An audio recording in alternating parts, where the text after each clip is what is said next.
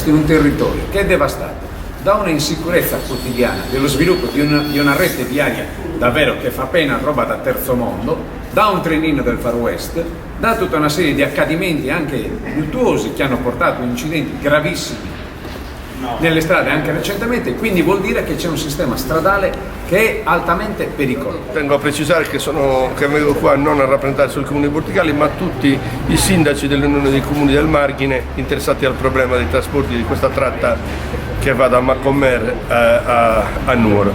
Sono qui perché noi amministratori chiediamo delle date certe, dei tempi certi e celeri sulla riapertura della tratta, sulla messa in sicurezza, perché è importantissimo la messa in sicurezza. Noi sappiamo che è stata chiusa per questi motivi, ma chiediamo altrettanto, con altrettanta fermezza, con altrettanto vigore, che questa tratta venga messa in sicurezza per tutti, sia per gli operatori ma per chi usufruisce del servizio, ma vogliamo dei tempi certi, ripeto, e celeri. La sicurezza prima di tutto, però è un servizio inderogabile, insostituibile, un servizio ad alta inclusione sociale, perché ricordiamo che dei treni ne usufruiscono gli studenti, i lavoratori, ne usufruiscono gli anziani, i pensionati che non hanno una propria autovettura, quindi chiediamo che il Marghine non venga privato di questo servizio essenziale.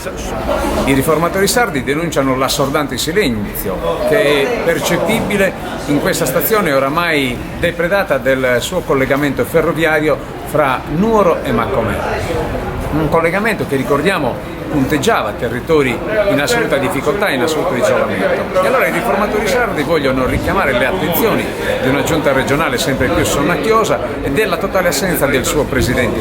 Allora abbiamo ritenuto che questa mattina fosse l'occasione giusta per dargli la sveglia. Abbiamo anche portato un pacco per lui e un pacco vuoto uguale a quello che ha portato in dono a tutti i cittadini del Nuorese, che sono inevitabilmente dichiarati per la loro inerzia cittadini di serie B della Sardegna. Stiamo iniziando una battaglia che porti alla verifica di quelle che sono le emergenze del territorio. Emergenze che partono dalla desertificazione industriale, dalla crisi del settore agropastorale, dall'avanzare impetuoso delle nuove povertà che pensavamo di aver debellato.